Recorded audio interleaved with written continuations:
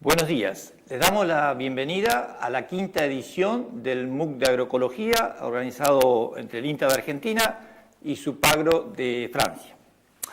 Hoy nos toca hacer el vivo en el 8M, el Día Internacional en que se conmemora y se reactualiza la lucha de las mujeres por su igualdad de derechos, por participación igualitaria en la vida social. La agroecología propicia la participación igualitaria de las mujeres en la producción y en todas las instancias de la vida social. Saludamos pues a todas las mujeres que nos están siguiendo en el vivo en el día de hoy. Hoy nos toca trabajar con la secuencia 3, en la parte de ganadería. Recordamos que la secuencia 3 tiene 4 instancias, que ya vimos la de horticultura, la de sistemas agroforestales, ahora estamos viendo la de ganadería y a las 14 horas seguiremos con la de sistemas mixtos en gran escala. Le recordamos que para la aprobación del curso requiere que al menos 2 de estas instancias de implementación de la agroecología sean completadas por ustedes y hacer los ejercicios correspondientes. Nuevamente la actividad en los foros fue muy intensa, muy rica, lo que nos llena de satisfacción. Los intercambios entre ustedes completan mucho esta formación porque hay aportes muy ricos, muy interesantes que nos sirven a ustedes y nos sirven a nosotros también para mejorar el curso. Les recordamos que está el foro de organización y soporte, donde volcar todas las inquietudes que ustedes puedan tener, las dificultades que puedan seguir subsistiendo respecto a algunas cuestiones técnicas, y también los invitamos a leer las preguntas frecuentes, donde se van sintetizando las cuestiones más relevantes o que más se repiten en cuanto a dificultades. Sabemos que hay muchísima gente que está haciendo la mini entrevista o el autorrelato, que están avanzando. Recordamos que va a haber una plataforma de soporte, todavía no está subida, para que ustedes puedan volcar entre el 11 y el 15 de marzo, tendrán que subir la mini entrevista, entonces bueno, tendrían que ir ya avanzando hacia su finalización. Estamos muy contentos con la respuesta que han ido teniendo ustedes en la actividad entre pares. Tenemos un alto porcentaje de participantes que han completado la actividad y han manifestado su satisfacción también por el hecho, por la colaboración y las opiniones que recibieron de sus pares. A lo largo del evento, como siempre, podrán intercambiar en el chat de YouTube. También estaremos dialogando en Twitter desde la cuenta @IntaProcadis y con el hashtag numeral MOOCAgroe. Bueno, dicho todo esto, vamos a las preguntas. Hoy nos acompañan como especialistas Elizabeth Jacobo, que es ingeniera agrónoma, máster en recursos naturales y doctora en agroecología. Es profesora responsable del área de agroecología de la FAUBA. ¿Qué tal, Elizabeth? ¿Cómo estás? ¿Cómo, Roberto? Muy contenta de estar aquí. Muy bien. Raúl Pérez, ingeniero agrónomo, investigador del INTA, del Instituto de Investigación y Desarrollo Tecnológico para la Agricultura Familiar, el IPAS Pampeano, y trabaja en los temas de ganadería familiar y transición agroecológica. ¿Qué tal, Raúl? ¿Qué tal? ¿Cómo está?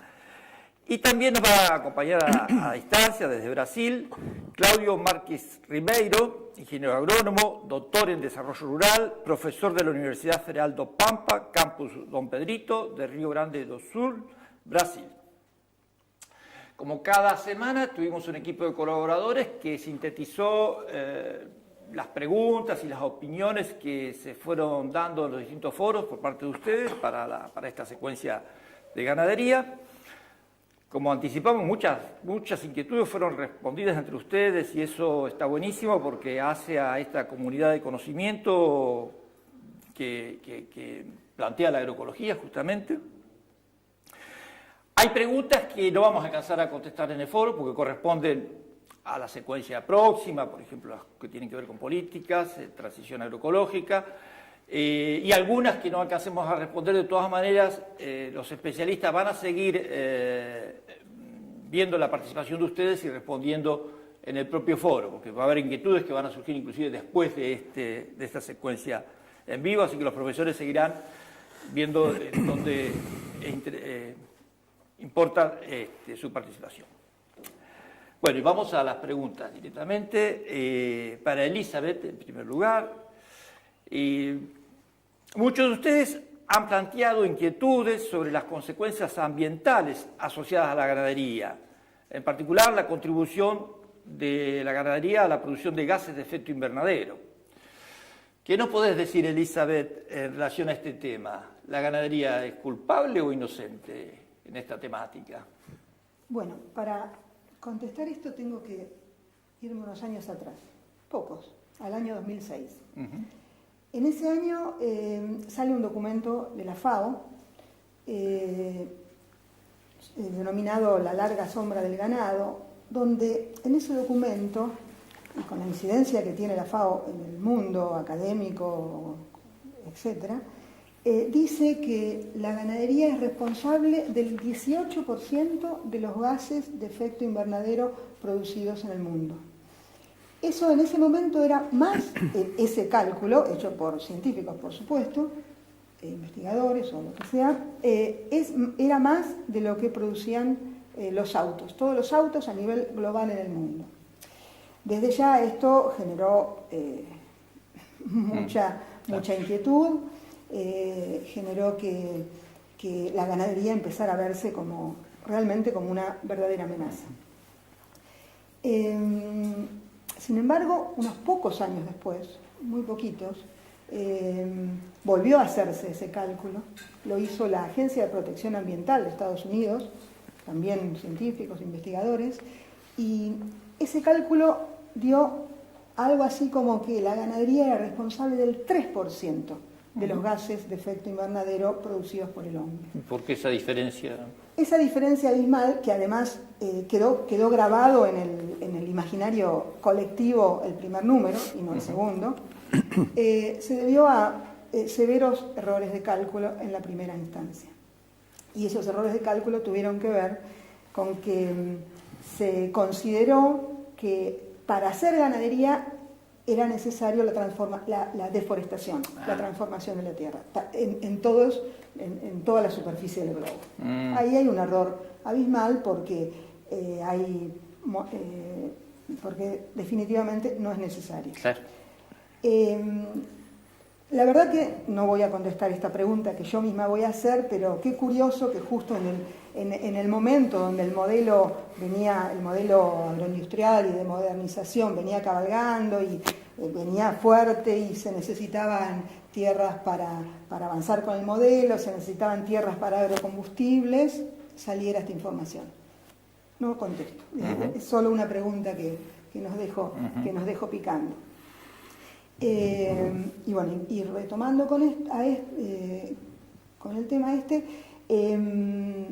definitivamente no hace falta, y es más, no solo no hace falta, sino que es nocivo reemplazar vegetación natural y deforestar para hacer ganadería. Primero que en los ambientes, yo voy a hablar de los ambientes de nuestro país, tal vez no tenga un correlato tan exacto con otros ambientes, pero voy a hablar de nuestro país y lo del Cono Sur, que es lo que conozco bien. En nuestro país hay más o menos un 60% de superficie de suelos suelos donde por alguna razón, porque se inundan, porque hay demasiada sequía, porque están en terrenos montañosos, no son aptos para hacer agricultura, o sea, para reemplazar por algún tipo de vegetación implantada. Todos esos ambientes, que son una superficie muy grande, que compartimos también con Uruguay y el sur de Brasil, claro. Eso no puedo olvidar de ninguna manera, todos esos ambientes son ambientes ganaderos por excelencia. ¿Por qué? La zona de las Pampas, esa que compartimos con Uruguay y Brasil, tiene pastizales riquísimos, potencialmente muy productivos, y que por supuesto no hace falta sacar ningún árbol porque la vegetación original de esos pastizales no incluye árboles. Y luego también están las zonas montañosas, la región chaqueña seca, la región chaqueña húmeda, la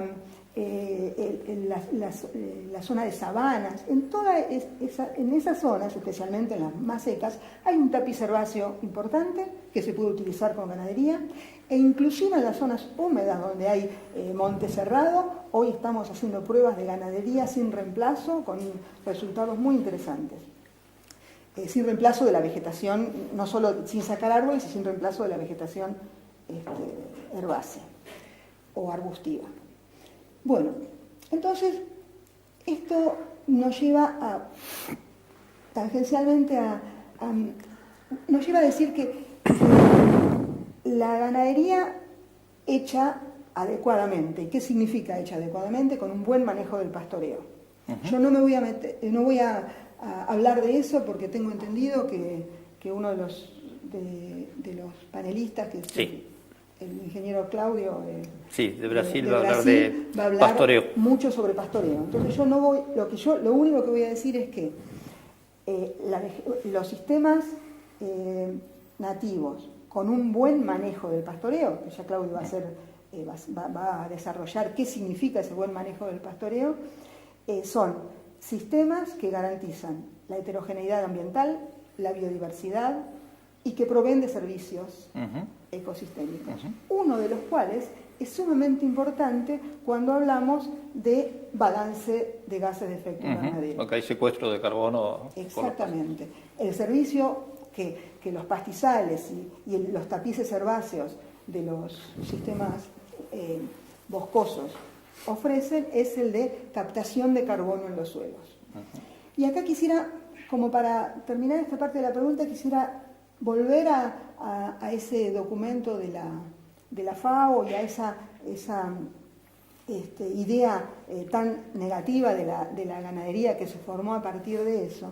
Y esto tiene que ver con que cuando uno hace un balance de gases, tiene que pensar en lo que emiten las vacas, claro, que evidentemente las vacas emiten, y por ahí si hay una verdad a medias, que es que las vacas cuando comen pasto, por ahí por kilo de animal emiten más metano que una vaca que come granos, eso es cierto. Pero eso es una verdad sumamente a medias, porque en esa ecuación de producción de gases hay que ver las emisiones y hay que ver el secuestro. Claro. Y en el secuestro de carbono, los pastizales bien utilizados, las pasturas bien utilizadas, el tapiz herbáceo de los sistemas boscosos bien utilizados, son factores claves para permitir un ingreso de carbono al sistema. Y porque esa buena utilización significa un buen pastoreo que permite dos cosas. Permite el buen pastoreo. Permite que las plantas produzcan biomasa de manera adecuada y se la ofrezcan al suelo cada vez que hay un pastoreo, y permite que los animales devuelvan bosta con sus deyecciones. Muy bien. Por lo tanto, tenemos también cálculos que cuando uno hace los balances completos de las emisiones junto con la captación de esos sistemas bien manejados y que no reemplazaron nada, muchas veces encontramos que en el balance neto hay secuestro de carbono. En definitiva, depende de cómo se haga la ganadería, qué tipo de ganadería se hace. Exactamente. Y con respecto a eso, yo diría dos cosas. La ganadería debe hacerse sin competir con el alimento humano. Exacto. Eso es una verdad demasiado obvia. Es obvia, pero hoy no se hace porque en la ganadería industrial los animales están consumiendo granos prácticamente solamente eso. ¿Tenemos algún otro tipo de cuestionamiento a la ganadería? Tiene que ver con el hecho de que se plantea en ambientes académicos, y lo han planteado también nuestros participantes, que realmente la sustentabilidad del sistema agroalimentario implica un cambio de dieta también muy importante, y en ese cambio de dieta se postula que hay que reducir el consumo de carne, sobre todo en los países desarrollados, europeos, nosotros, etcétera. ¿Cómo condiciona un mejor equilibrio del sistema agroalimentario? ¿No sería contradictorio esto de que hay que consumir menos carnes y fomentar la ganadería? En realidad, esta idea de que hay que fomentar la ganadería, no sé, digamos, yo no comparto que hay que fomentar la ganadería. Yo lo que digo es que hay que cambiar la ganadería que hoy se hace, que es ganadería en base a insumos, ganadería industrial, ganadería con animales confinados que reciben dosis de antibióticos muy altas, que reciben un montón de alimentos que compiten con el alimento humano. Hay que salir de eso, claro, y hay que pasar a una ganadería donde los animales coman pasto, los animales han estado, la evolución de los animales les ha permitido, por su sistema digestivo, transformar la celulosa, claro, en proteína rica para el hombre. Claro. O sea, dejar a que los animales hagan lo que la naturaleza planeó para ellos, claro, y a la vez una ganadería sostenida en recursos forrajeros pastoriles que, por un lado, permitan que los animales se alimenten de lo que fue hecho para que ellos se alimenten, y por otro lado, capte carbono de los suelos para favorecer, digamos, para aportar a la captación de carbono. En definitiva, lo que está diciendo no es contradictorio con que globalmente está bien que hay que consumir menos carne, pero eso no implica que haya que dejar de consumir carne. Posiblemente los que estamos excedidos en el consumo tenemos que disminuir, y hay muchos que deben comer, pueblos que necesitan empezar a consumir algo de carne. Claro. Seguramente, para terminar este bloquecito, seguramente los argentinos, muchos de los argentinos, los uruguayos, los del sur de Brasil, muchos de nosotros necesitemos comer menos carne, no hay ninguna duda. Otros no tengo claro no tengo claro que todo. Pero lo que sí hay que cambiar es dejar de consumir carne de mala calidad y que afecta al ecosistema, claro, y pasar a consumir carne de buena calidad, de animales que pastorean, que por eso reciben menos drogas para su sanidad, que tienen menos grasa. Y que por esa condición fuimos reconocidos en el mundo como productores de carne, y que estamos con riesgo de perder esa imagen, ¿no? Con menos grasa, con grasas mejores y con menos y sin antibióticos. O sea, eso es lo que hay que cambiar. Muchas gracias. Raúl, sí, en un planteo agroecológico se le da mucha importancia a los pastizales naturales, lo hemos visto.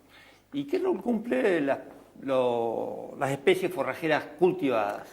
Bueno, nosotros cuando le damos mucha importancia a los pastizales naturales, porque hablamos de zonas no aptas para el cultivo en muchas ocasiones, digamos, potreros, parcelas, consuelos que no son aptos para el cultivo. Pero digamos, hay otras regiones que bien podría, obviamente, hacerse agricultura y ganadería, ya lo vamos a ver en la próxima secuencia, pero además en las zonas ganaderas, en aquellas porciones del territorio de la explotación que tengan suelos aptos para hacer un cultivo, las especies forrajeras cultivadas son un complemento total para el manejo de las pasturas. Muchas veces cubren baches forrajeros que tiene el campo natural, en invierno a veces, en verano. Críticas. Claro. Permite hacer reservas. Por ahí alguien preguntaba si hacer reservas o ensilar es agroecológico. Sí, digamos, ¿por qué no? Digamos, claro, ¿no? Todo dependerá del sistema que se está armando para la producción agroecológica. Y a la vez es una cosa muy importante de las especies cultivadas es que nos permiten muchas veces mejorar el manejo de los pastizales. Claro. Permiten estratégicamente aliviar la carga, dar descansos, engordar alguna categoría, a lo mejor que se quiera hacer más específicamente. Pero claro, esas pasturas, esos verdeos anuales o casi anuales que hacemos, digo casi anuales porque después voy a hacer un comentario, deben hacerse de manera agroecológica. Claro.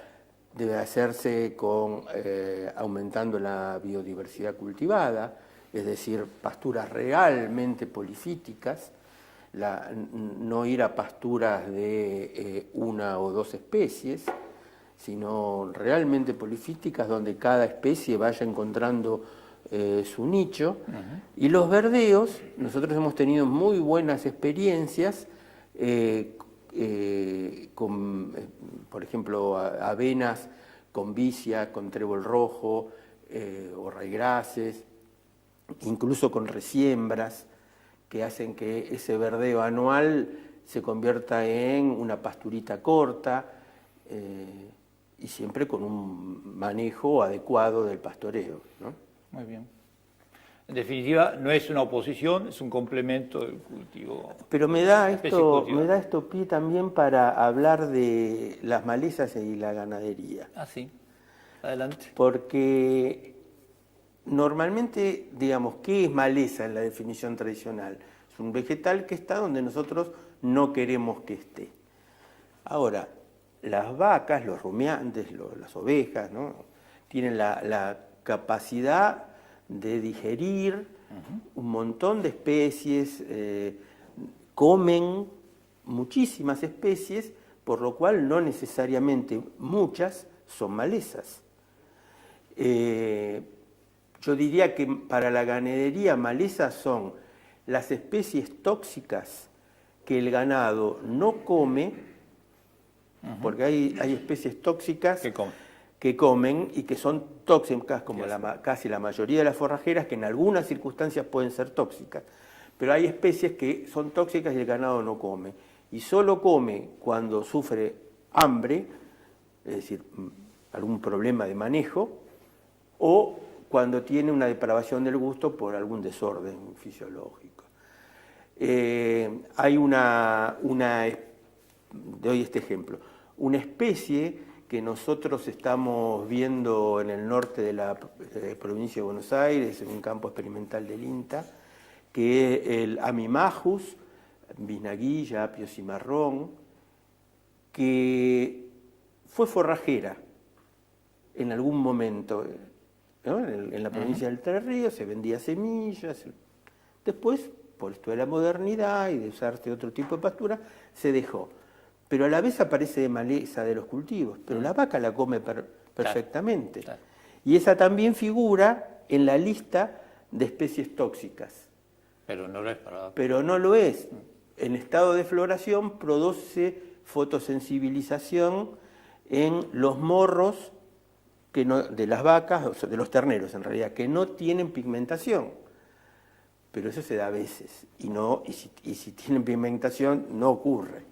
Okay. Entonces digo esto para relativizar las cosas y decir que en realidad hay pocas malezas en ganadería. Okay. Muy bien. Vamos a pedirle a Claudio Ribeiro, desde Brasil, le pedimos en realidad que nos haga un panorama sobre las formas de pastoreo en los sistemas ganaderos agroecológicos. 60-70 del ciclo pasado, cuando hubo la proposición de la intensificación de las actividades agrícolas, tanto de la producción animal como la producción vegetal. Y esto fue alicerzada en tres grandes pilares. El primero, la mecanización agrícola intensiva. El segundo, la quimificación muy intensa de la agricultura y de la producción animal. Y el tercero, la mejoría o la modificación, el cambio genético de las especies vegetales y animales.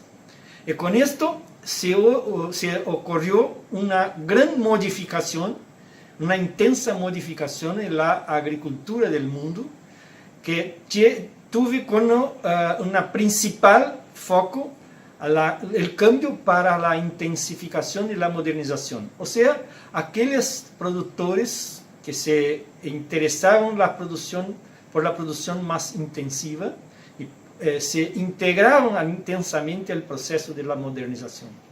Pero esto no fue para todos los productores.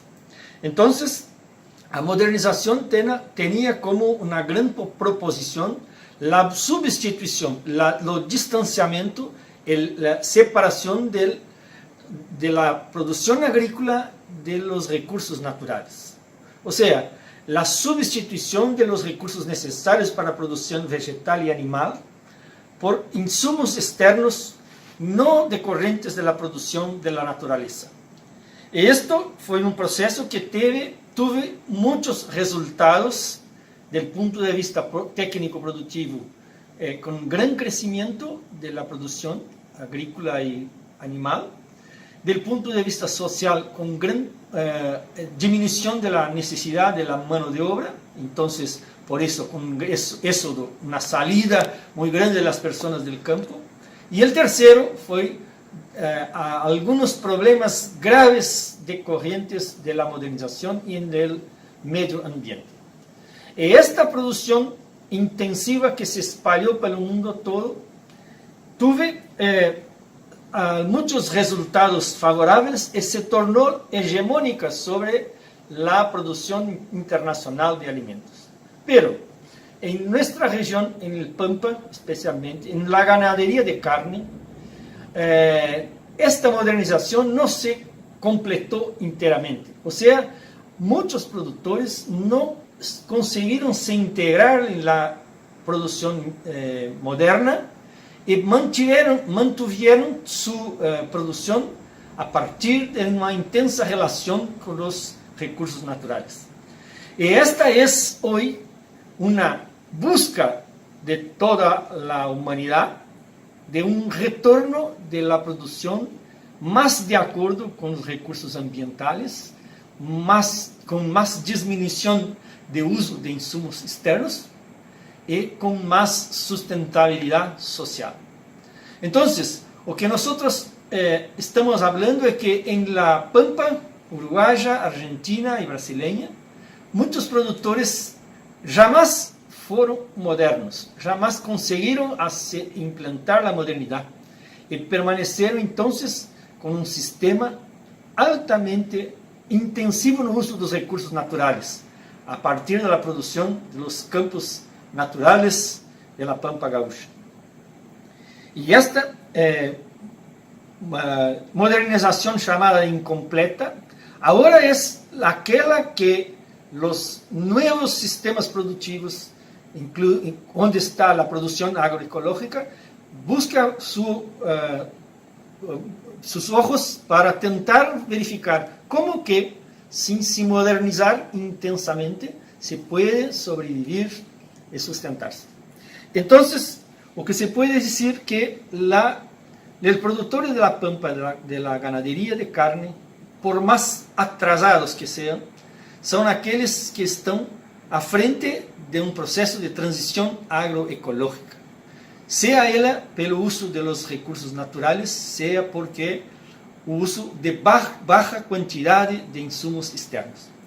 Lo que nos cabe hacer ahora es hablar sobre la producción de carne a partir del uso de diferentes formas de pastoreo.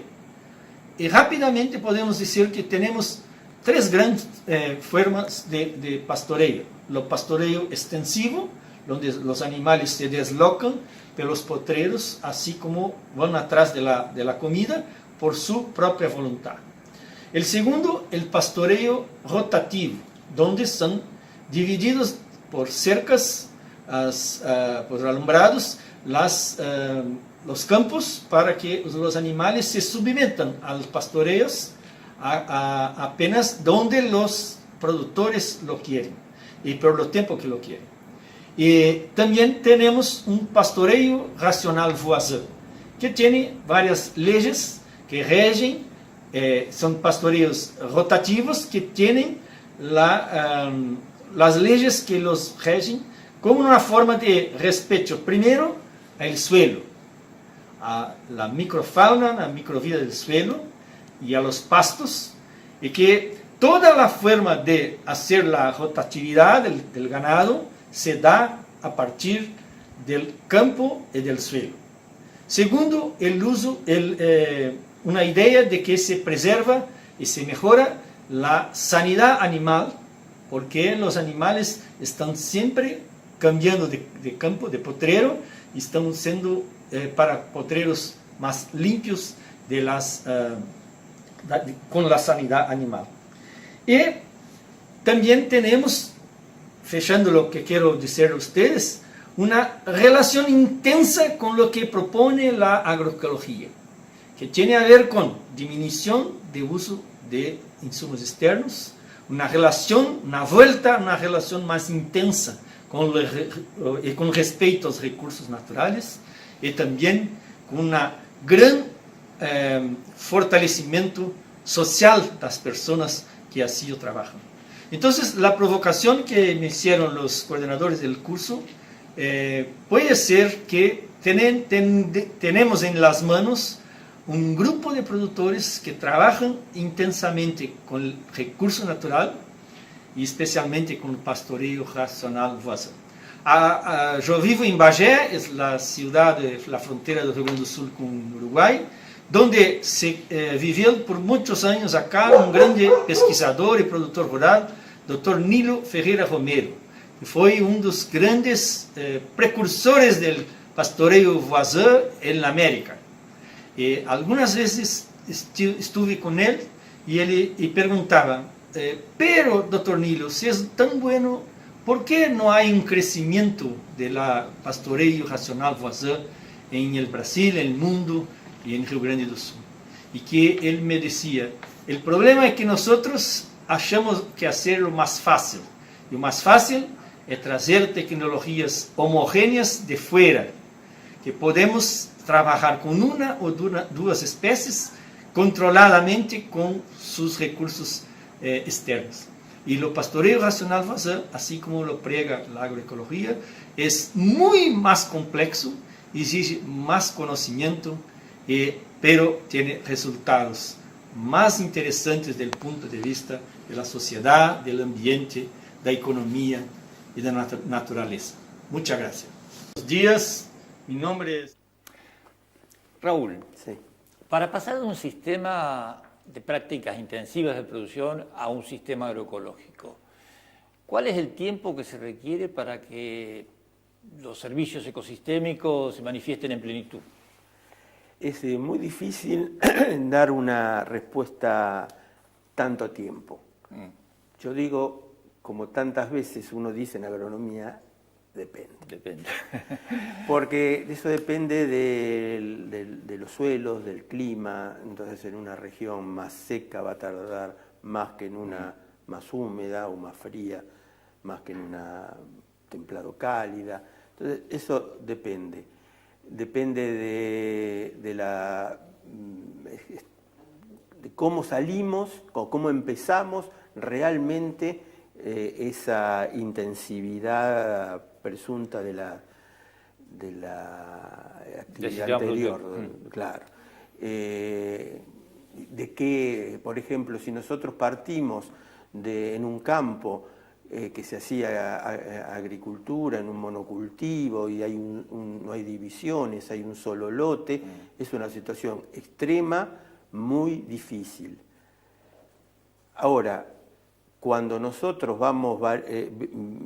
tenemos un campo que tiene subdivisiones y por lo tanto bordes con vegetación natural que ayude a aumentar el potencial de regulación de plagas, de plagas sobre todo, que tenga árboles, que se hayan respetado algunas zonas con, por ejemplo, pequeños humedales y no se hayan pasado herbicidas o trabajado. Todo constituyen reservorios de biodiversidad que ayudan a aumentar esto. Y después, bueno, lleva tiempo. Pero en ganadería, sobre todo en ganadería, esto no se ve muy, digamos, no lo vemos en los resultados. En los resultados físicos casi no lo vemos. ¿En qué sentido? Porque los animales realmente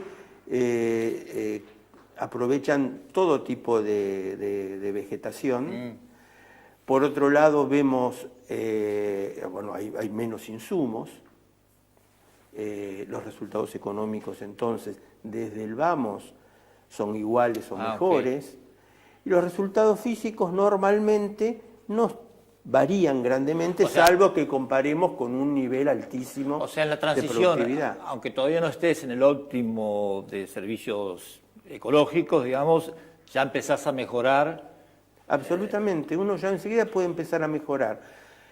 Pero además, vuelvo a decir, no es lo mismo de una situación a otras. Okay.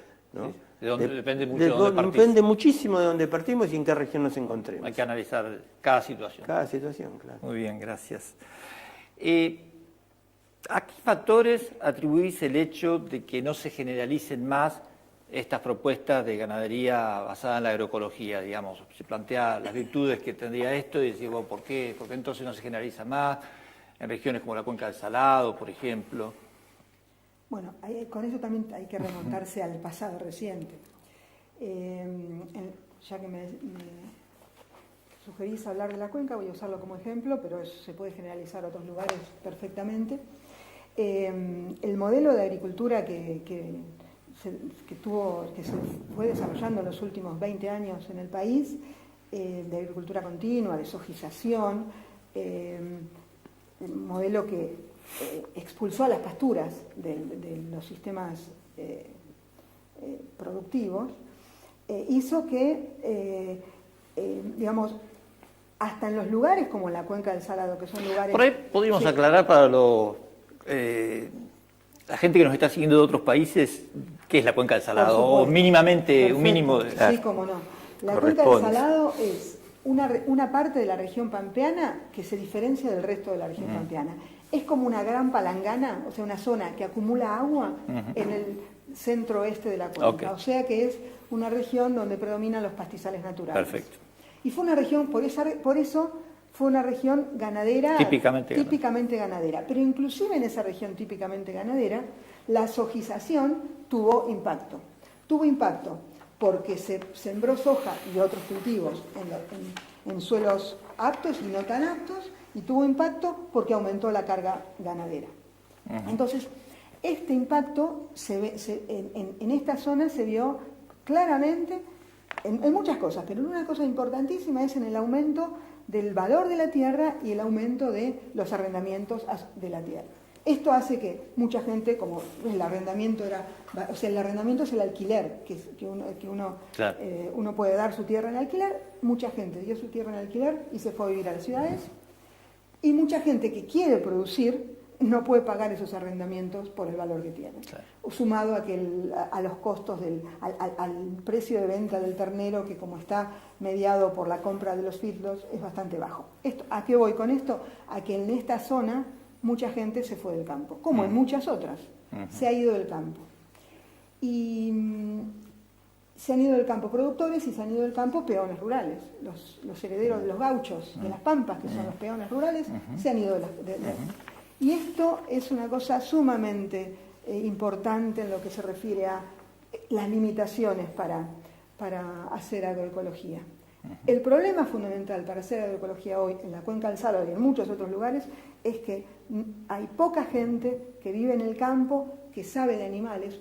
Solamente hay que pensar que el gaucho tuvo no sé, pues unos siglos de conocimiento de ese animal. Y eso hoy el peón lo tiene. Claro. Y eso se está perdiendo. Es la limitante. ¿Y no crees que la agroecología, el enfoque agroecológico, que requiere más dedicación, requiere más creatividad, es un desafío interesante, uno podría decir, puede ser un atractivo para que la gente joven se reincorpore al campo, siendo parte de un desafío intelectual, pero también de un proyecto de vida alternativo, de un bienestar, contribuyendo a un modelo de vida y a un mundo mejor, que eso sea un atractivo que a los jóvenes los pueda motivar? Ese es uno de los dos elementos que yo veo como sumamente esperanzadores en esto, que los jóvenes vuelvan al campo, volver a la tierra, claro, y que en ese volver a la tierra... Yo creo que se están viendo algunos casos. Se están viendo algunos casos muy interesantes.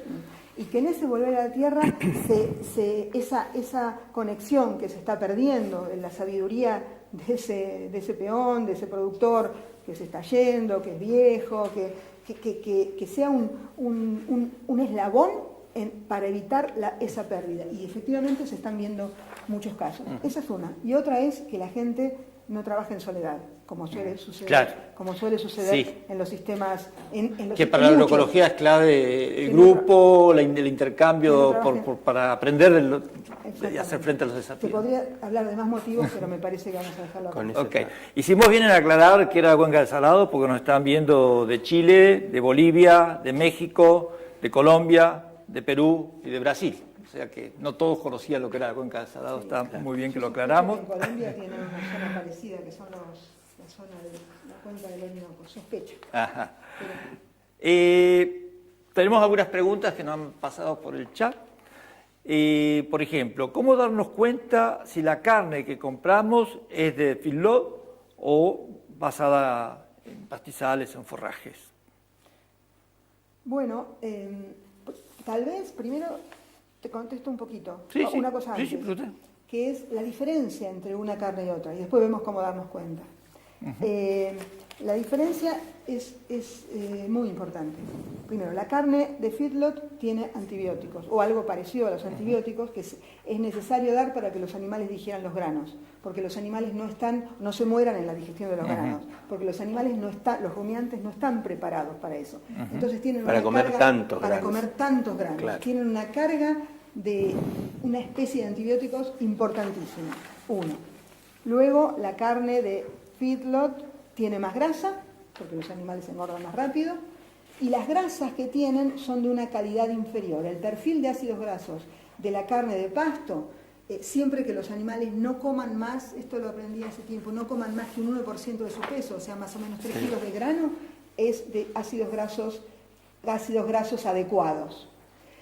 Y esa es la diferencia entre una carne y otra. ¿Y cómo darnos cuenta? Bueno, hay un par de elementos. Uno es el color de la grasa. La grasa de la carne de pasto es más oscura, pero hay que tener un poco de experiencia para ver más oscuro Claro. con respecto a más claro.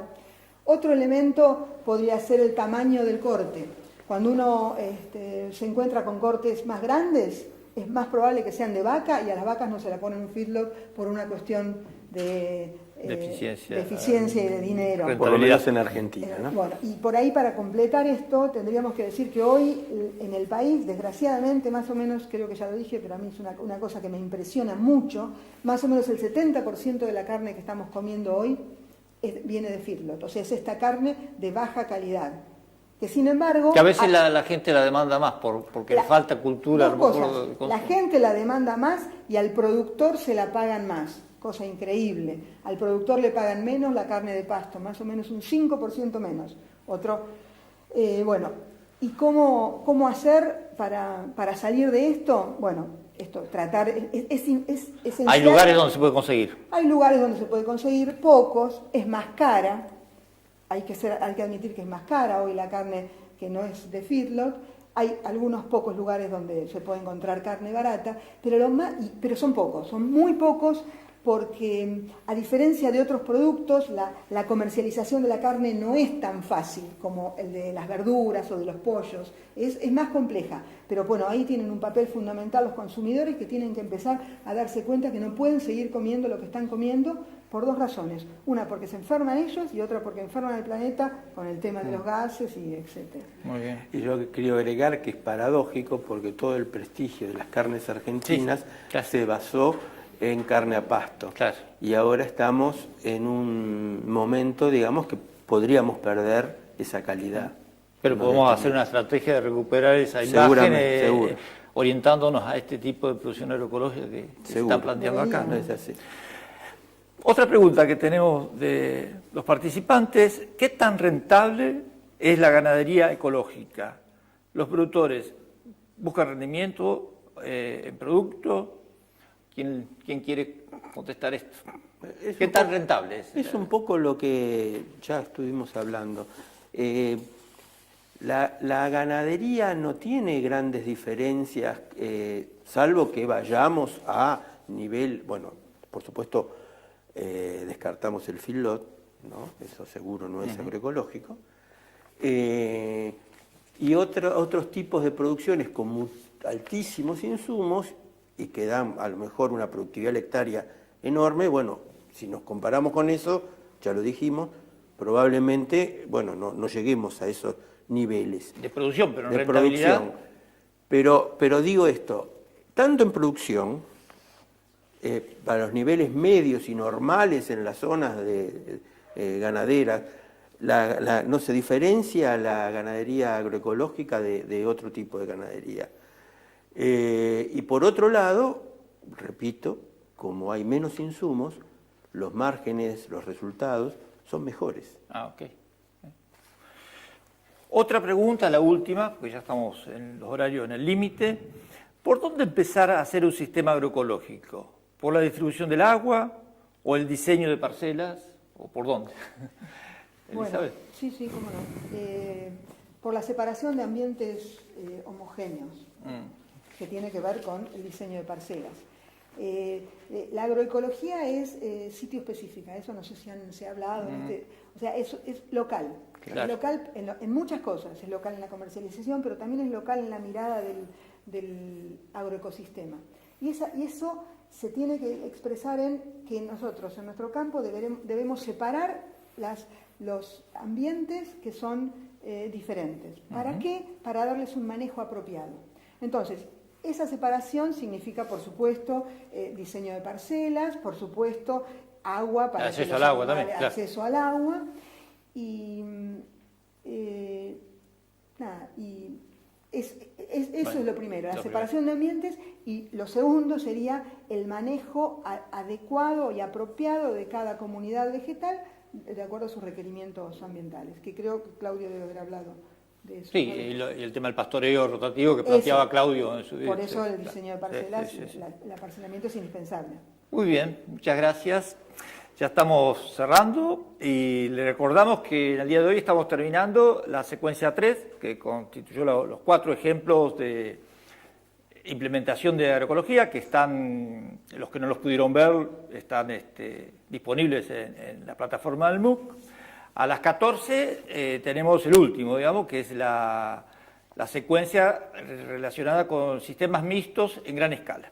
Y con eso terminamos la secuencia. El próximo viernes, a las 12 horas, tendremos la secuencia de transición agroecológica, donde incluye las políticas, los temas que habían demandado bastante en otra secuencia.